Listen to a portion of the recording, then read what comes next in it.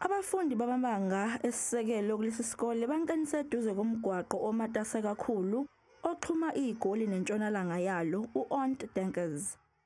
Bephethe izingqwembe ezibhalwe ukuthi akubuyiswe izingane ezilahlekile.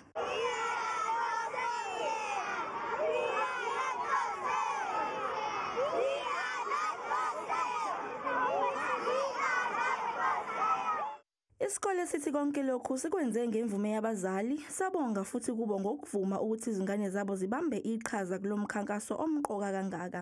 Ngawo isikole sihlose ukugqugquzela ukuphepha kwezingane. We wanted to educate people and inform people and create a huge awareness where people will know about this day, because not everybody knows about International Missing Children's Day.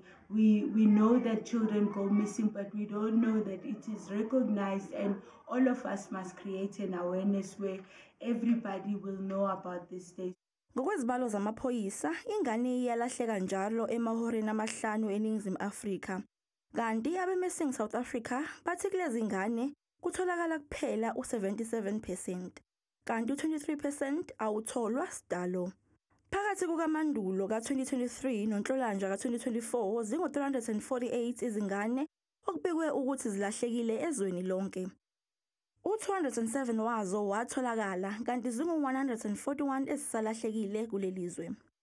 Kulezi ngane kukhona intombazanyana eneminyaka eyisithupha yaseSaldanha Bay eWestern Cape uJocelyn Smith. Kunabasolwa abasenkantolo ngecala lokunyamalala kukaJocelyn, kubo kukhona nonina. Isonto lokuvikelwa kwezingane iChild Protection Week liphela ngesonto lokugcina likaNhlaba.